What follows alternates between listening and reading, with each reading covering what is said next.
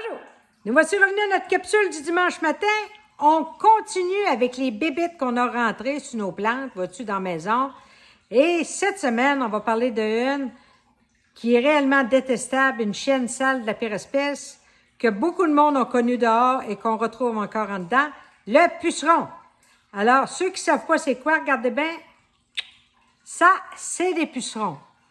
Il y en a qui vont me dire, hey, je suis correct, moi, les bébites que j'ai, moi, ils sont pas jaune-vert comme ça, ils sont brun-brunes.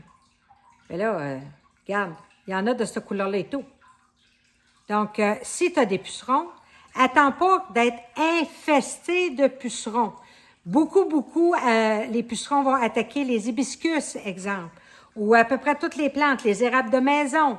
Ils vont attaquer aussi les calenchouées, ils vont attaquer aussi les anthuriums. Donc, si vous voyez ces bébites-là, moi, je traite avec du savon noir, hein.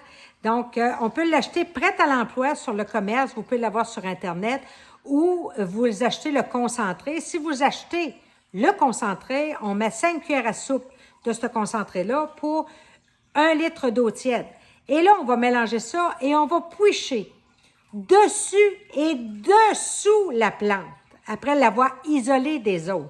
Si vous avez des pucerons dans une plante, isolez-les pour pas que ça s'en aille sur vos autres plantes. Hein?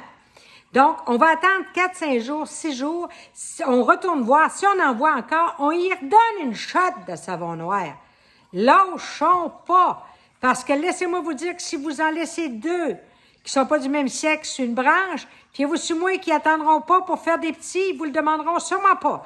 Alors, on push une fois, on y retourne voir, on redonne un autre coup si on en a besoin, et encore dessous pour tuer aussi les larves. Puis avec ça, vous allez l'avoir.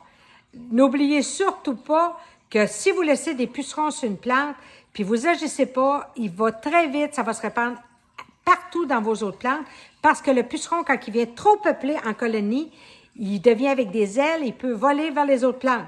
Donc, agissez! Hein? Là-dessus, cultivons notre bonheur et ne cultivons surtout pas le puceron. Bye bye!